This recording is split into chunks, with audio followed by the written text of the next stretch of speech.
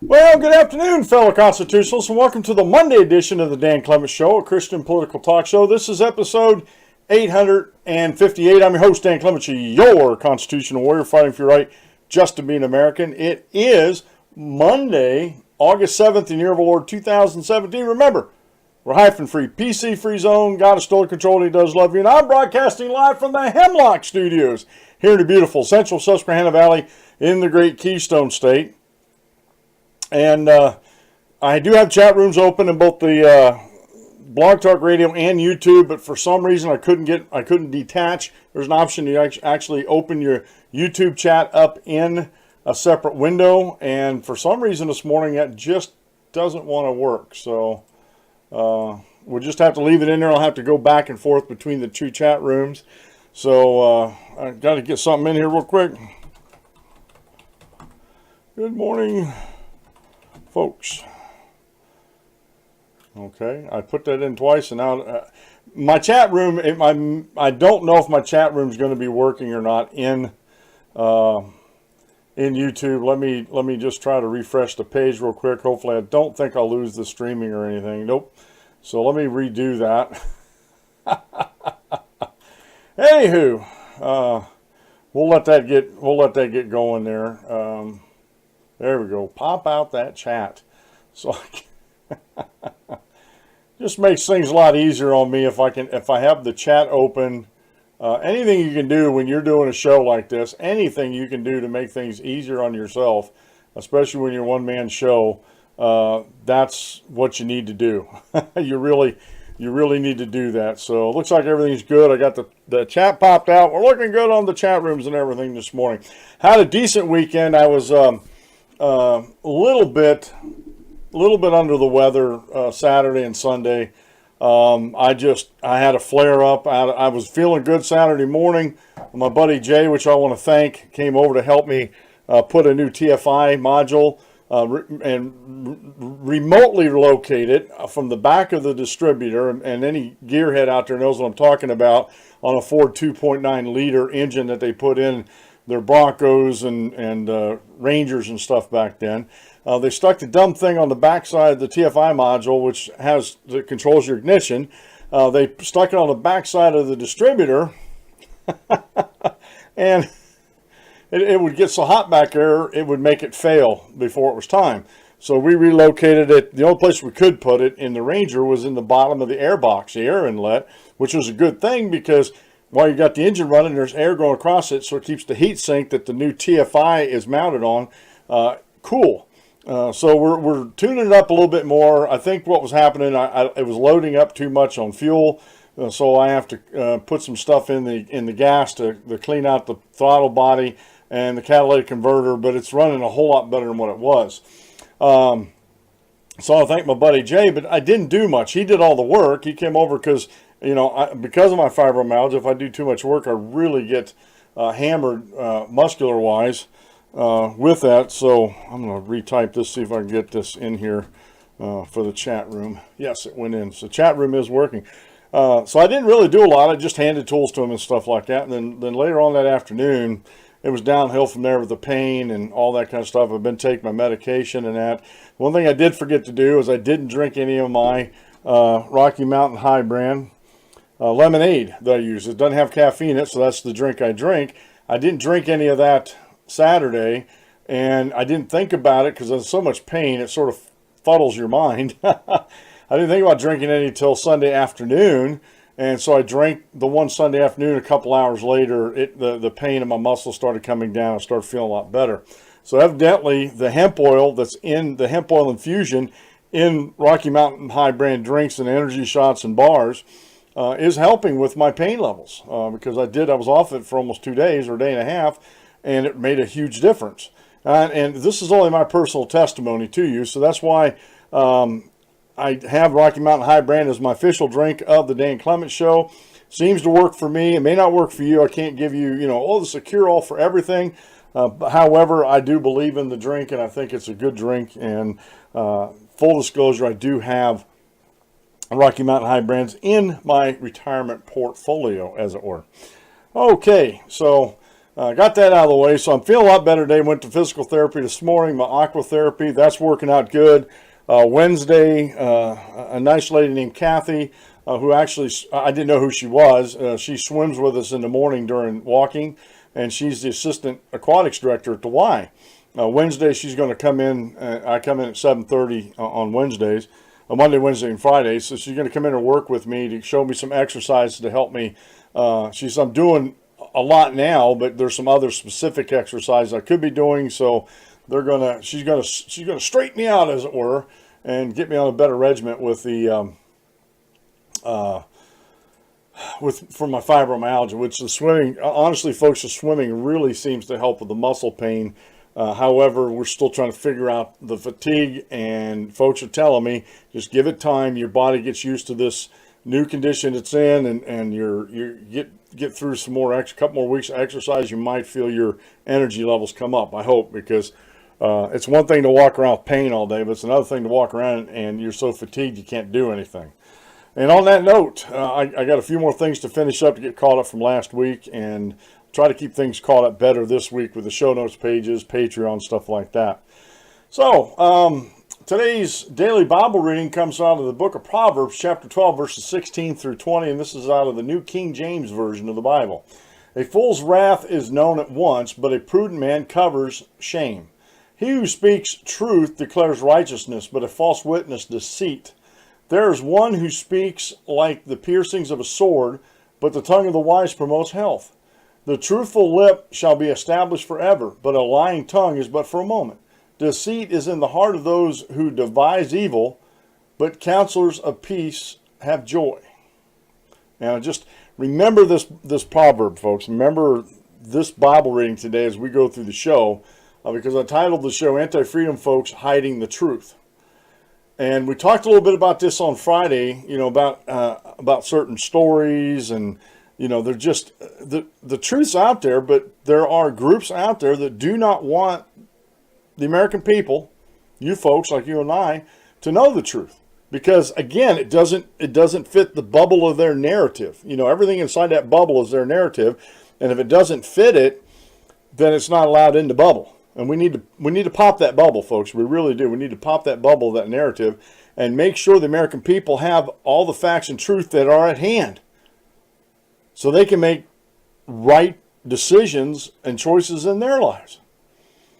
And the problem with hiding the truth, folks, and the Proverbs writer talks about a deceitful witness and a lying tongue and stuff like that. It doesn't do anybody any good. It doesn't do anybody any good, and it doesn't help the people that you're trying to, as in the anti-freedom folks, trying to control. It doesn't help them because they don't have the truth to make informed decisions and right choices in life. And so it behooves us to try to research as much as we can. That way we're not being hoodwinked, but there's a certain limit to that. All right, today's quote meal comes from Romano Guardini, a good Italian boy there, right? Without the religious element, life is like an engine running without oil. It seizes up. Think about that, folks, especially you gearheads out there that I'm just talking to. And this is a lesson here that I need, folks, and I'm going over this and going to use this in my daily walk here. A proven strategy for memorizing scriptures by Wes McAdams over at radicallychristian.com. Now, he posted this back on August 2nd.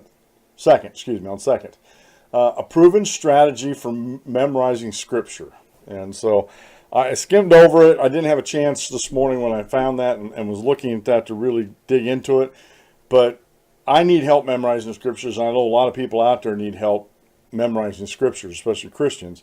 And I'm not saying we have to memorize the whole New Testament, but there are key scriptures in there that are key to folks' salvation and some other basic fundamental doctrines of the New Testament that we should know, we should have at hand, to be able to talk to folks about.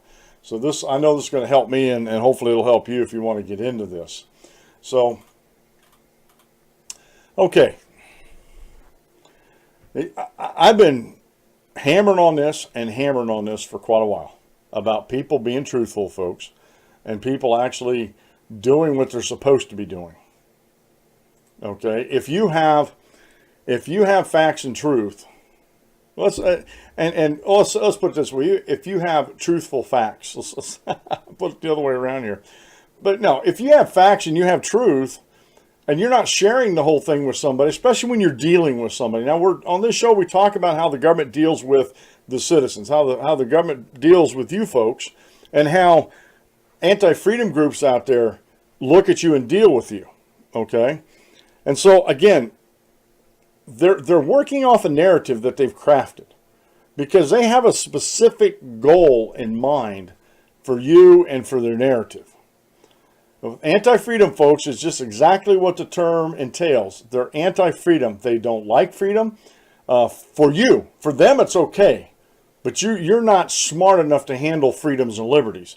So they have to be curtailed and they have to be doled out by these anti-freedom groups who pretty much, control a lot of the levers of power still. And folks, these anti-freedom folks can be in the Democrat Party and in the Republican Party. That's why I switched from the left-right paradigm, because that's not getting it.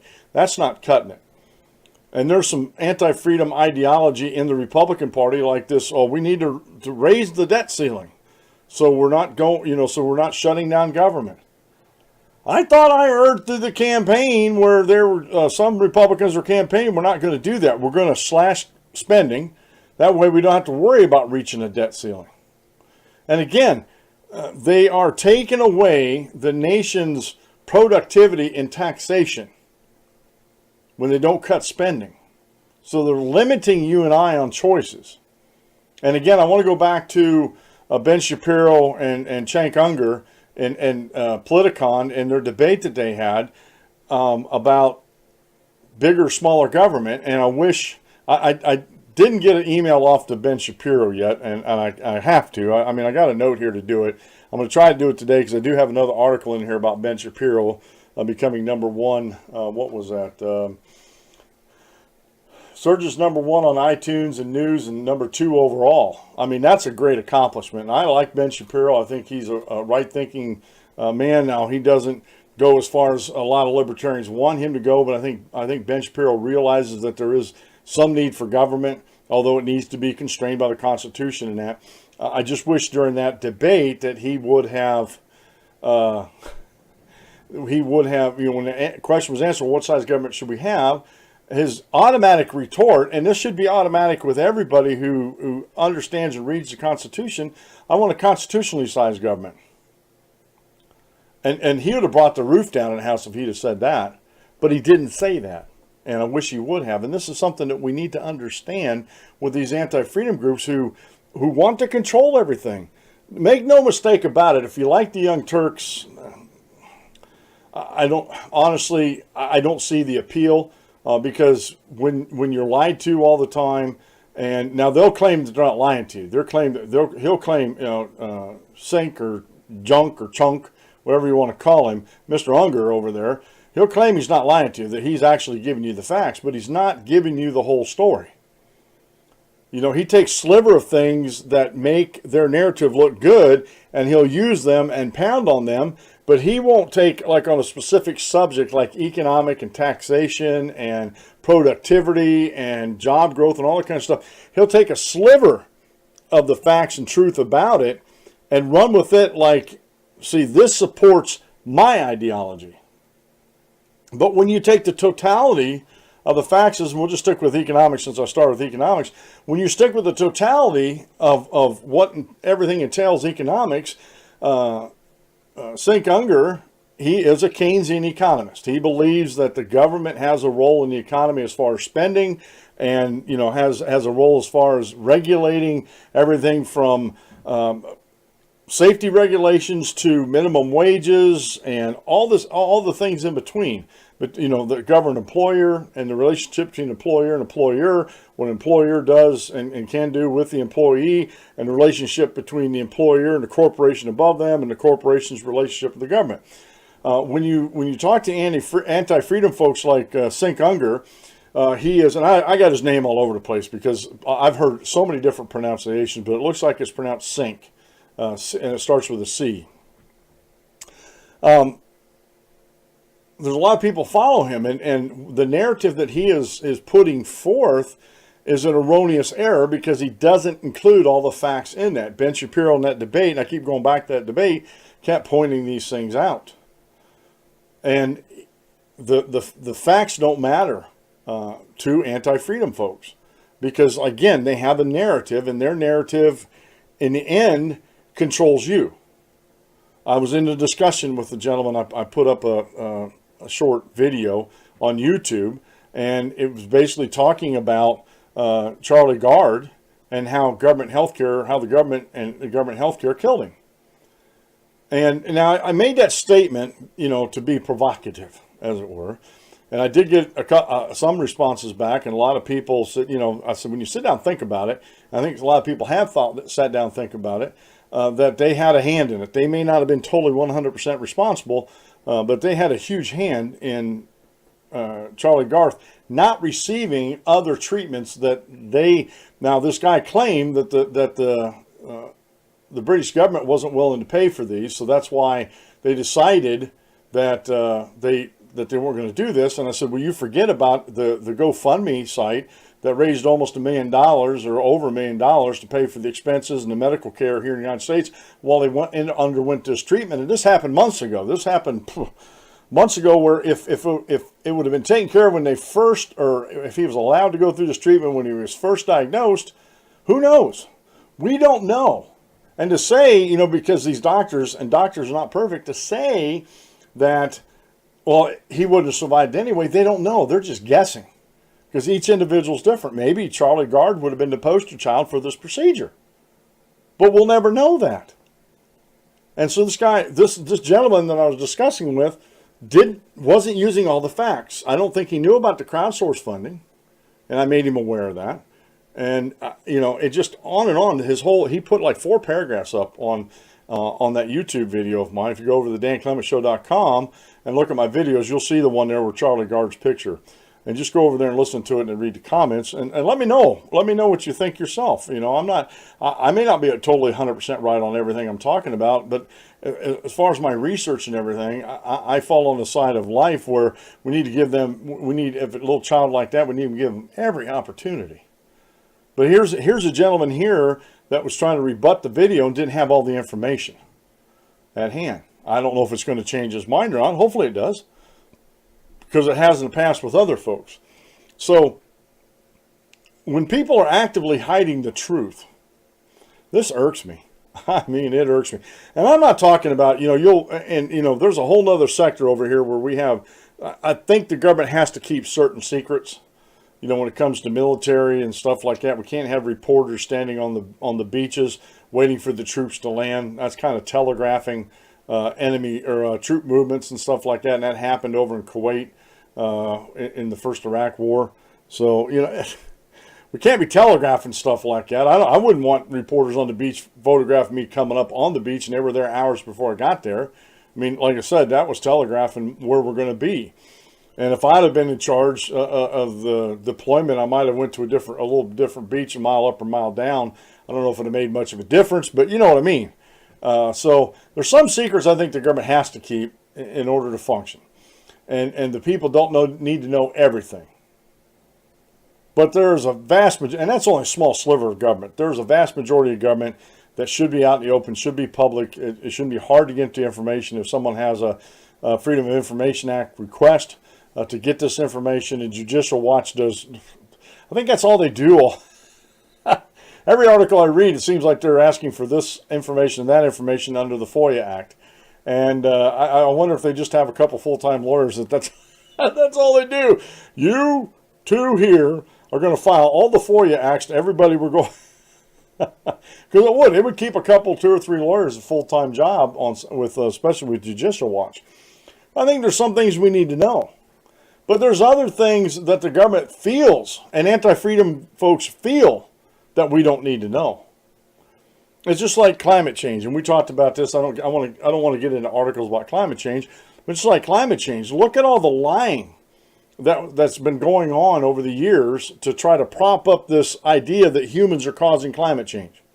The latest one was Australia was cooking the books on historic temperature records by as much as 13 degrees. They're cooking the books. And yet, there's people out there that still claim humans are causing climate change, and it's because of all this. These other scientists, but then they neglect to tell you about the outright bald-faced lies that these other folks are telling. And if you take those lies, and there's been folks that have been doing research on this, if you take those lies and extrapolate them out, there's a lot of climate change data that comes into question, especially by the scientists or the group of scientists that were doing the research and fudged the numbers to begin with. To me, I'm not saying there's no redemption there, but for the foreseeable future, they should not be trusted. They shouldn't even be trusted with, going out and reading the temperature gauge, let alone recording it down. They should get confirmation from 2 or 3 different outside sources before they're allowed to record the outside temperature. And we have a situation in America, folks, where this is going on way too much. I got an ear itch. It's going on way, way too much, and something needs to be done. And I'm not talking about going out physically doing something to somebody. I'm not talking about that at all, because there are better ways to persuade the American people. One is to continually hammer on the idea of credibility with the lamestream media and their polling groups. I have a video I want to show you here in a little bit, but I have this New York Times article. If you're watching the news today, let me find it here. Vice President Pence slams New York Times report on alleged 2020 presidential ambitions. Now, that's been reported by a lot of the media today. And this is an article from Russia Today. And this is one of these news channels that I watch because I've actually went and researched stories that they've been telling, and they've been very, very accurate. And they try to keep their bias out, and nobody does that 100%.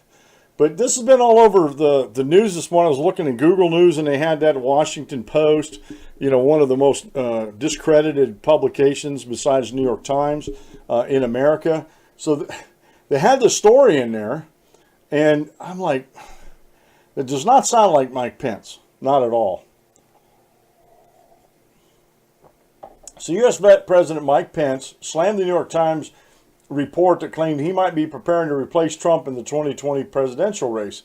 Pence called the article categorically false, promising not to let fake news divide the White House.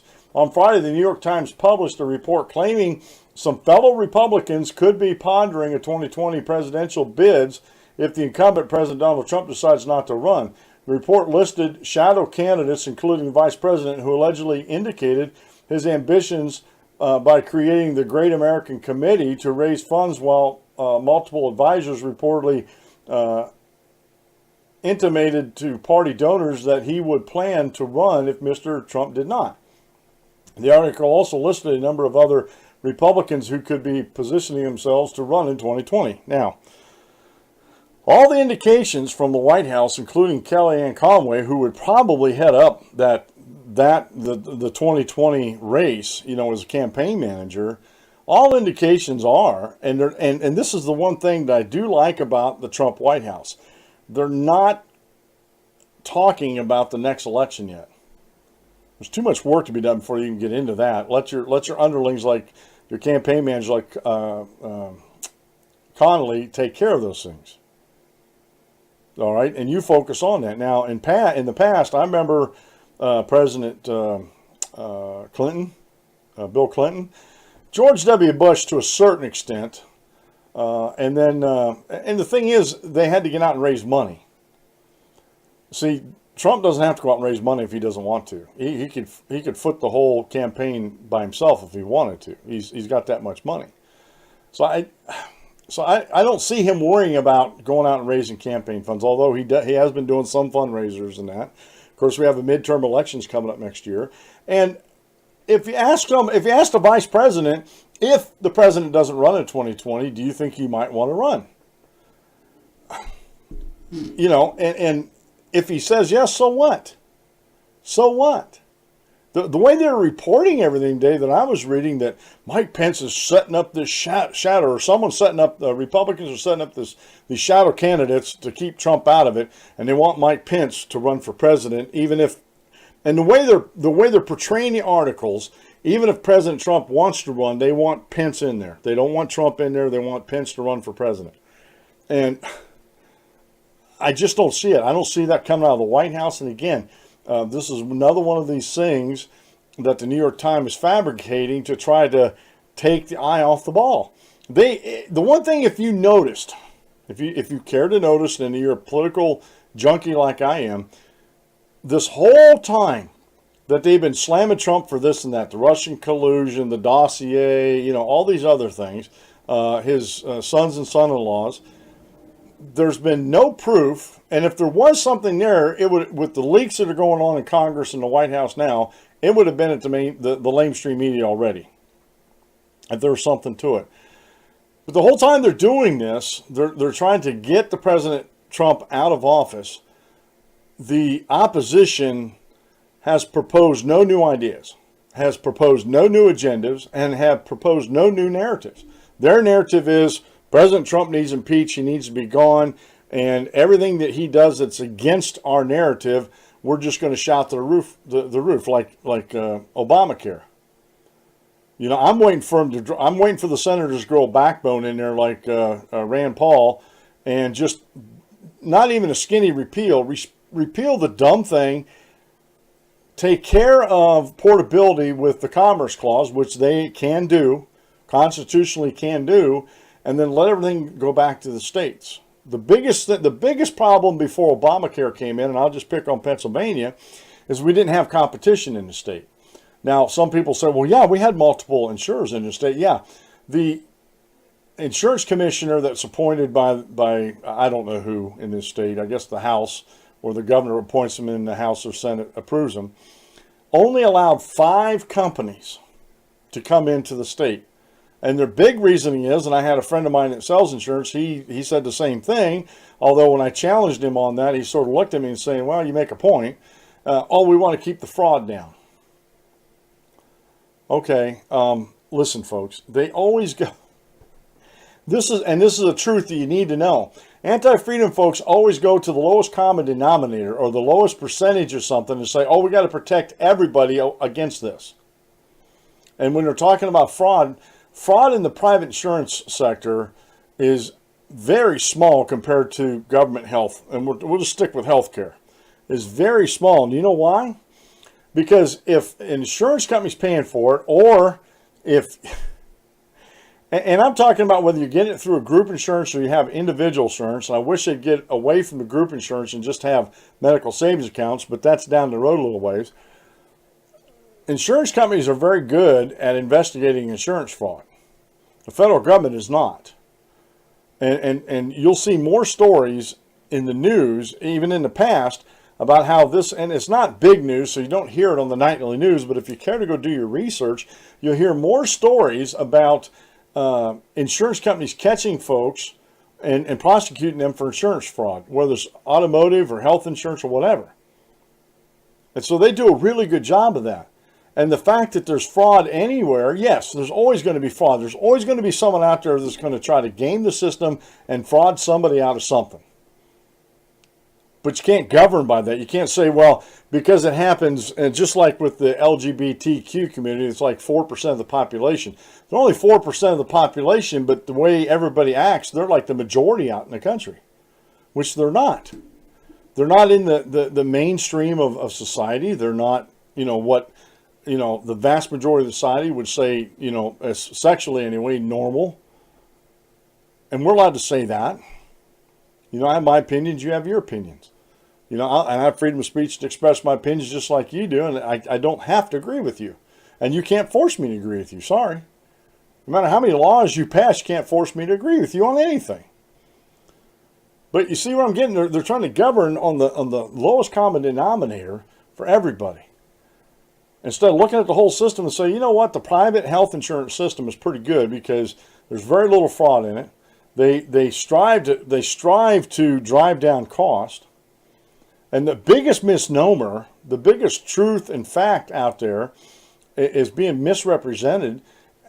Almost everybody that I talk to that's in favor of single payer or government health care like Obamacare or the nationalized socialized medicine over in Europe and other countries, 32 countries in the world that have socialized medicine, the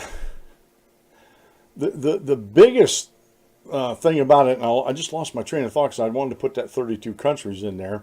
And I'll get it back here in a second. But anyway, one of the biggest things that they don't tell you about in these socialized, especially with Obamacare compared with privatized medicine, is the absolute mishandling of everything and who's going to pay for it.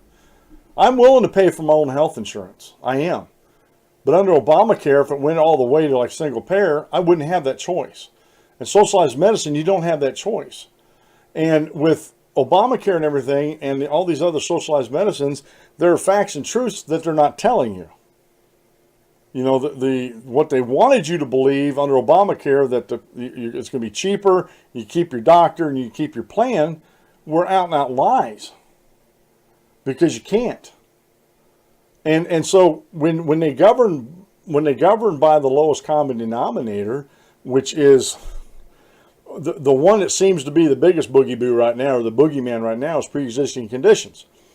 Out of all the people that get health care, pre-existing conditions are very small.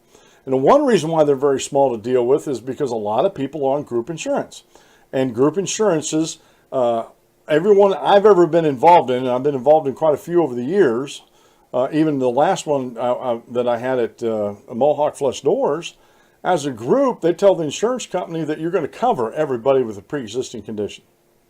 You're just going to do that because if you want our business, and Masonite's a really big corporation who owns Mohawk Flush Doors, that gives them the clout to dictate certain things. You're going to make this happen. Now, it may cost a little bit more to make that happen, but on the whole, it's less than if I go out and try to get it for myself. So pre-existing conditions is one of those things that they want to govern on. But the fact of the matter is that most people who had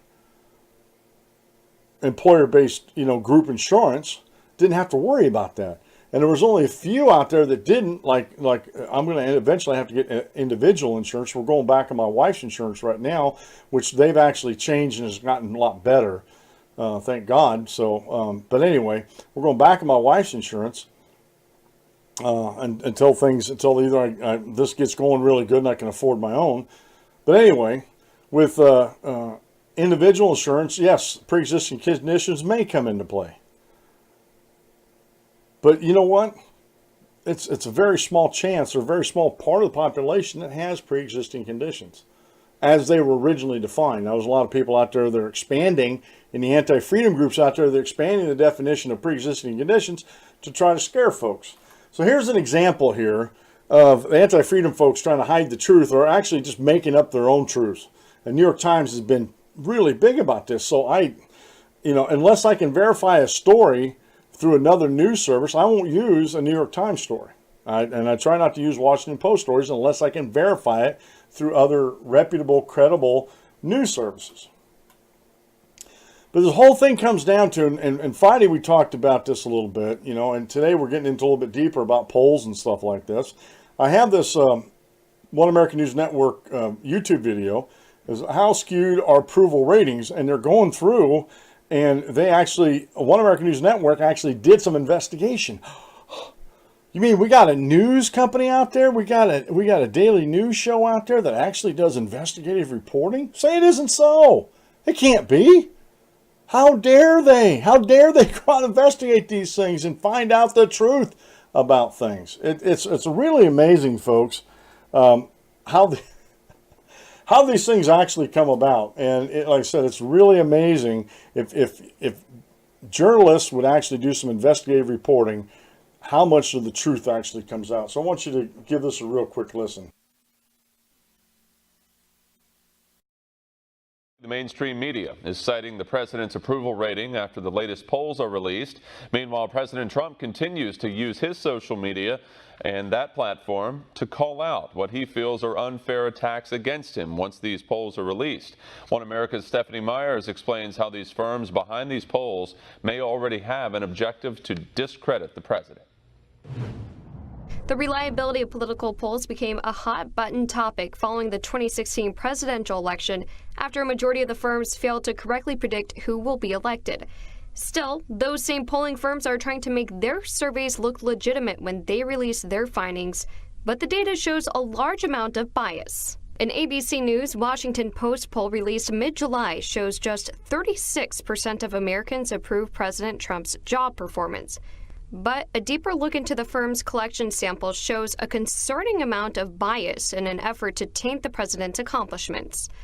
To start, 35% of respondents identified themselves as Democrats, compared to just 23% of participants identifying themselves as Republicans. In addition, the poll surveyed 1,001 people, an average of 20 people per state in the U.S., as a quote-unquote representation of the U.S. population's thoughts on the president. The survey's methodology shows the firm, Abt Associates, conducted the study using random digit dialing. There are numerous problems with that method, which include missed calls, hang-ups, and the increasing use of cell phone-only households. In turn, any data collected and analyzed from the reliability is low and induces a bias, a problem that has been pointed out in the past by the late journalist and author Christopher Hitchens. I think that the reporting of poll data as if it was news, newspapers when they can't be bothered to research anything or do any work, commission an opinion poll and then report its findings as if it was front-page news already by itself. That's bad. And it leads to crummy expressions like approval rating. Why do we allow a word like approval rating to circulate? It's noteworthy to mention the firm, along with many other pollsters, incorrectly predicted who will win the 2016 presidential election, a gaffe President Trump highlighted in a tweet. An even more eye-opening concern is Abt Associates board members include former Presidents Bill Clinton and Barack Obama, Planned Parenthood, World Bank, and Deloitte staffers.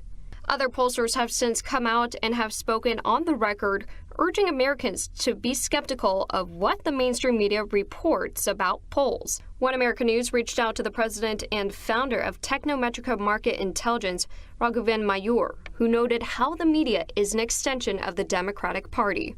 The media is always in denial about the fact that they have a Democratic bias. Okay, it's like an alcoholic refusing to believe that he has an alcohol problem. All these points only highlight then-candidate Trump's comments about how the polling system is rigged. When the polls are even, when they leave them alone and do them properly, I'm leading. But you see these polls where they're polling Democrats. How's Trump doing? Oh, he's down. They're polling Democrats.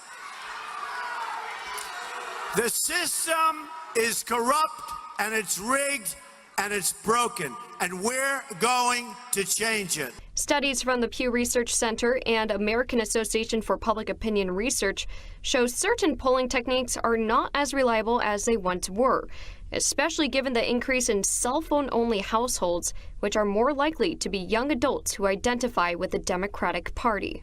The evidence gives more Americans an insight into how some firms slant their polls to favor a certain outcome, and those surveys should just be taken with a grain of salt. Stephanie Myers, One America News.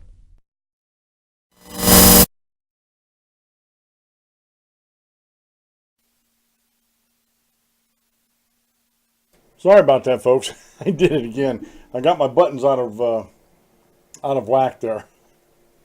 I apologize. Anyway, so we get into this, how the polls and rating polls skewed. And this again, Christopher Hitchens said this, that instead of going out investigating these things for themselves and actually finding out, households, that actually vote and going to do the legwork instead of relying on these polling companies, that for the most part, I don't say they always get it wrong, but there is a bias to them.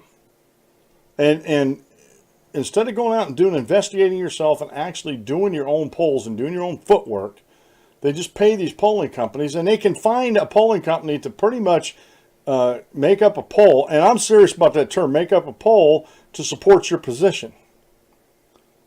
Because that's the way it seems like. I mean, during the presidential election this past cycle, all the polls said Hillary's going to win. They were like, why is Trump even campaigning anymore? Because there's no way he's going to win. And he walked away with the Electoral College in a landslide. But I thought he wasn't supposed to win. And so all these news agencies that were lazy and using these polling agencies instead of checking up, and this is an easy thing to do. They don't even have to go do their own polls. All you got to do is go check up on the polling agencies and check and see what kind of matrix or metrics and questions they're asking and the demographics that they're asking it to. If they just do that little bit of investigative journalism, they would have found out that a lot of the polls were skewed and they could not be relied on. But yet, as Christopher Hitchens says, these people report these polls as news instead of part of the news.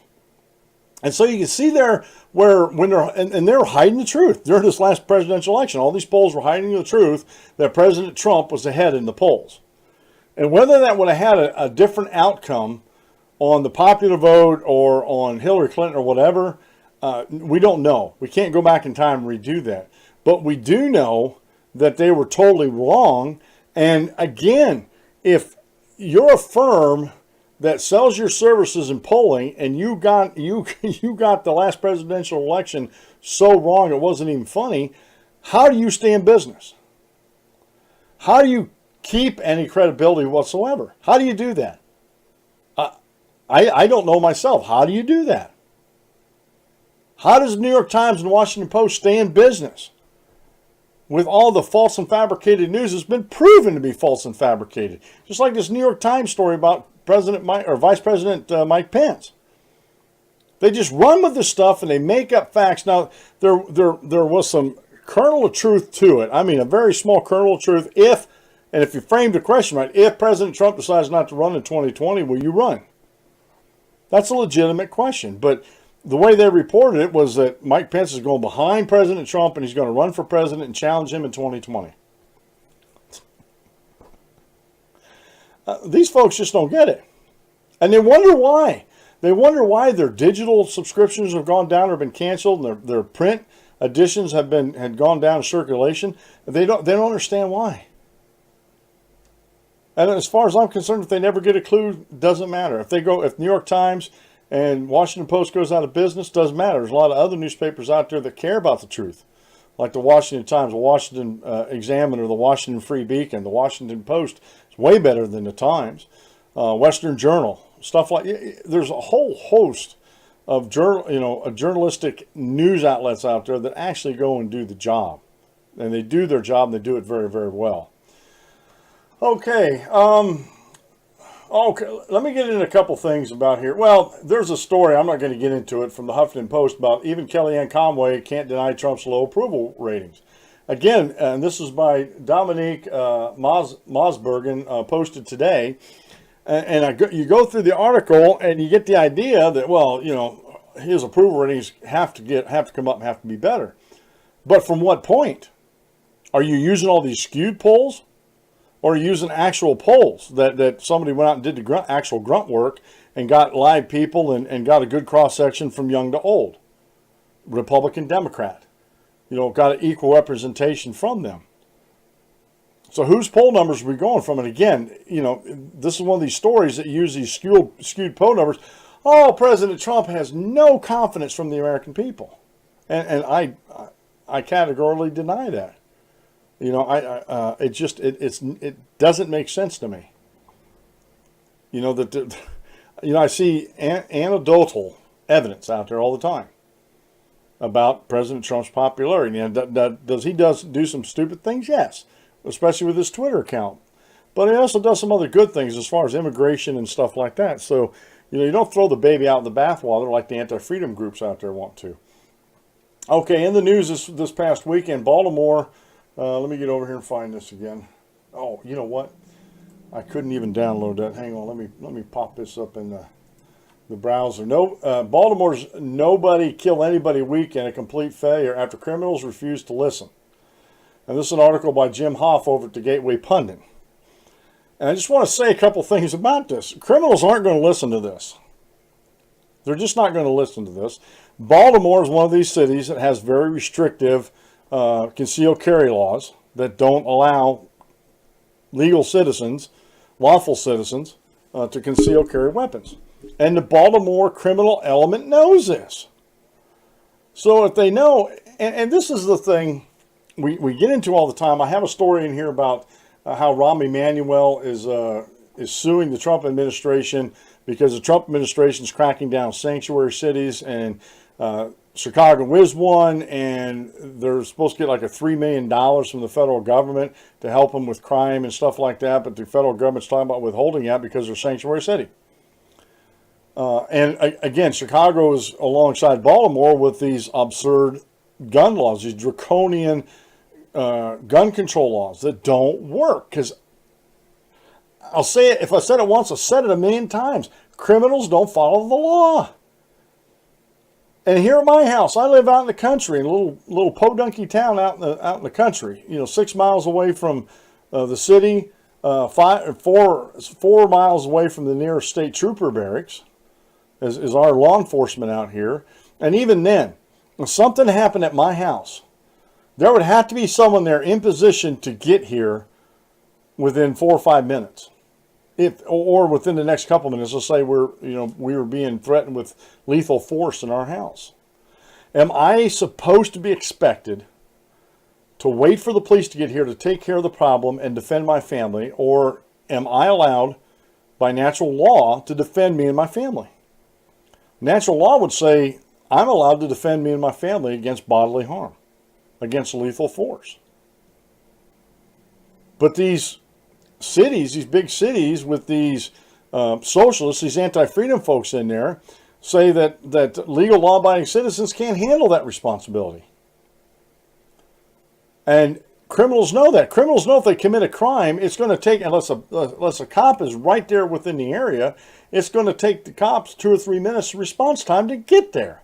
And by that time, it's all over with. They're gone. Either someone's killed or they lost property or both. And then what? Oh, well, we have the best gun controls, the strictest gun control laws in the nation. What did that get you? And I applaud these folks for trying to put out a campaign, nobody kill anybody weekend. But I think they're being naive in the extreme when it comes to that. They're being totally naive when it comes to that because criminals don't listen to that.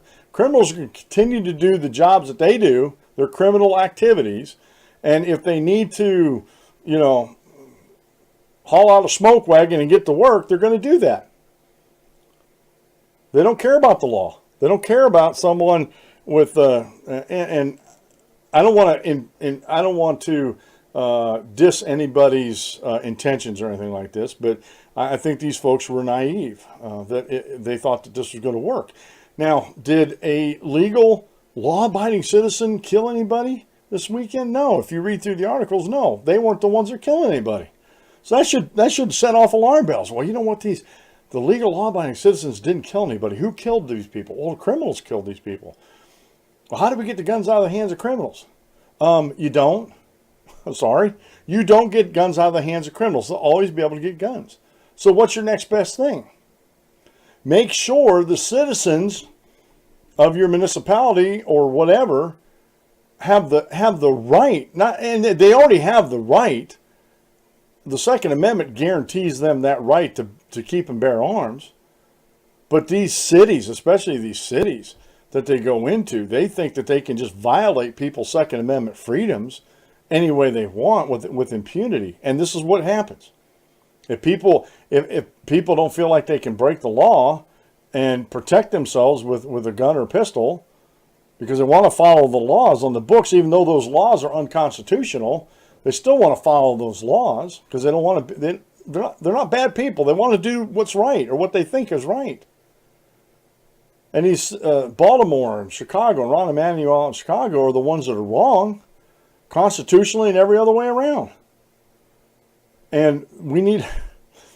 honestly, folks, it amazes me how many people continue to vote for these folks and put them back in office in Baltimore and Chicago and stuff when they've done so much damage to the city. So much damage to the city and so much damage to these folks. And this goes along with what I'm saying. The truth isn't being told to the citizens of these cities. But I think the citizens still have a responsibility to try to find out the facts and try to look at it saying, look, it wasn't law-abiding citizens that caused these murders, it was criminals. So why are we restricting law-abiding citizens from having guns? It doesn't make sense, folks. And if you don't want a gun, don't buy one. No one's forcing you to have one, but don't restrict my rights, my constitutionally protected rights.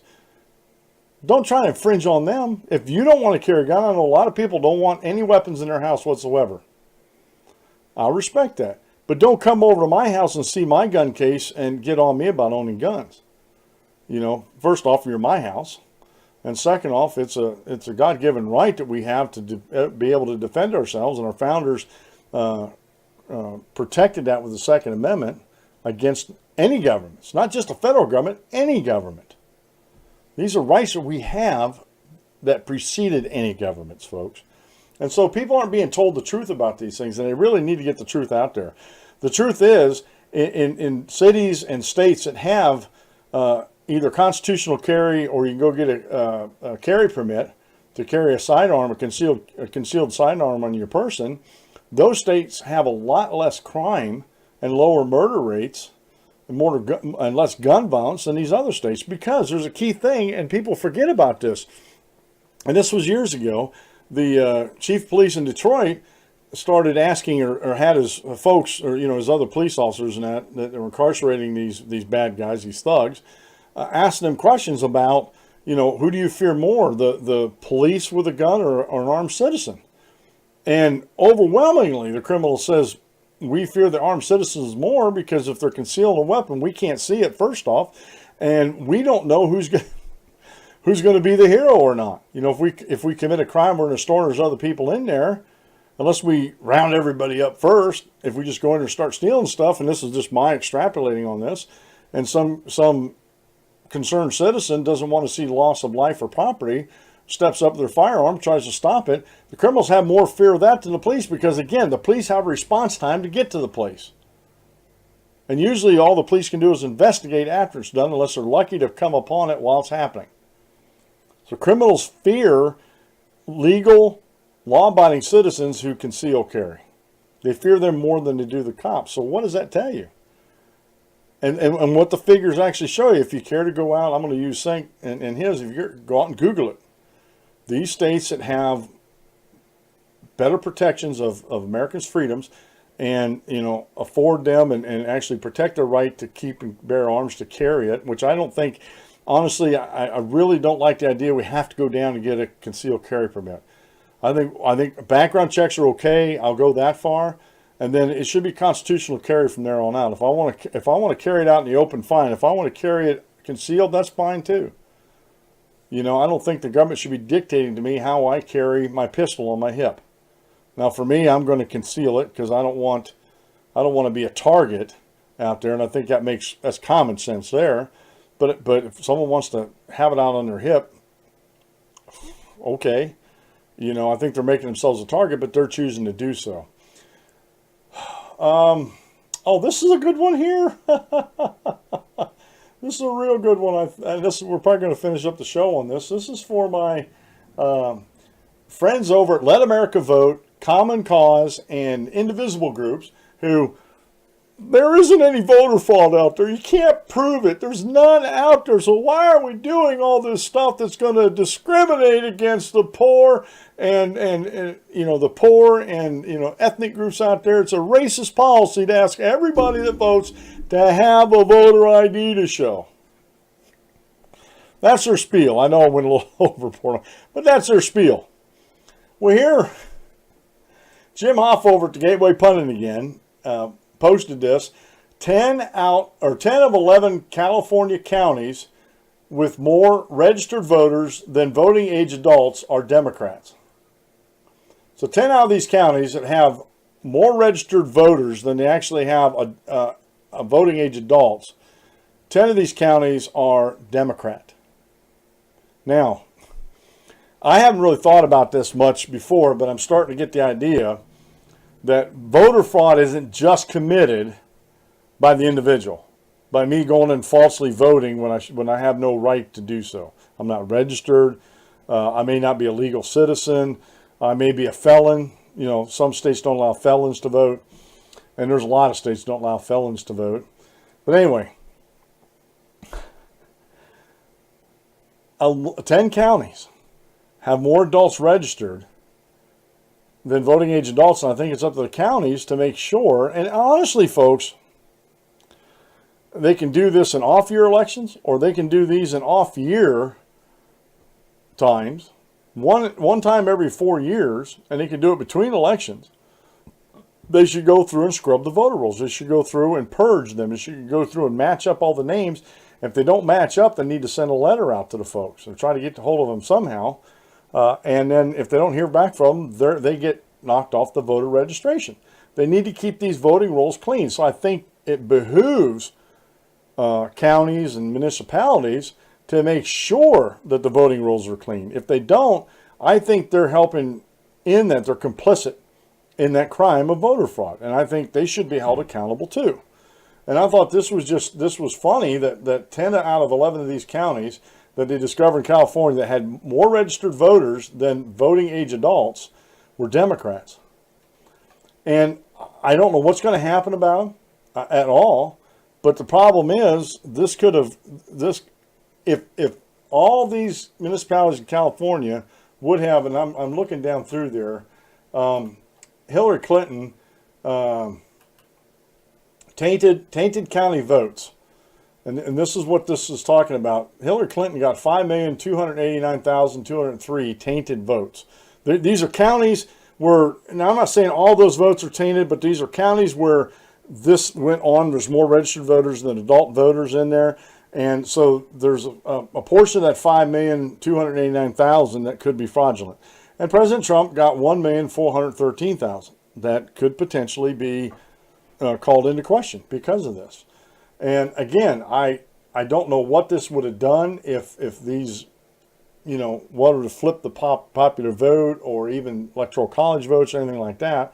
And if you look on this map, there are quite a few counties in there where where there are Republicans. It's not a whole blue state, but it's the major population centers that are blue, that are Democrat, that are anti-freedom out there. And that's why you have California heading down a slippery slope where they're economically, politically, and everything, they're going over into the abyss. And there's still people talking about California seceding from the Union because they don't like what the rest of these conservatives out there are doing. And yet they don't even see, they're so blinded by their ideology and their narrative, they don't see the damage that's being done to California. They just don't see that at all. And so, again, there's absolutely no voter fraud going out there. You can guarantee that. These groups I talked about, Let America Vote, Common Cause, and Indivisible Group. I just have to say that it amazes me how arrogant these people are. How really, really arrogant these people are. Well, folks, that's the music. That's the end of the show. Fear not. We'll be back with you tomorrow at noon. This has been the Dan Clements Show, and I'm your host, Dan Clements, your Constitutional War member. If you aim at nothing, you'll hit it every time. Have a great rest of the day, and God bless. And again, we'll see you tomorrow at noon. And if you like what you hear on the show, please subscribe, hit the reminder button, and please comment. Give me a thumbs up or thumbs down. I have a Patreon account. If you really like what you hear and you want to help me support the show, you can go over to my Patreon account and make a donation. So have a great day, and we'll see you guys tomorrow.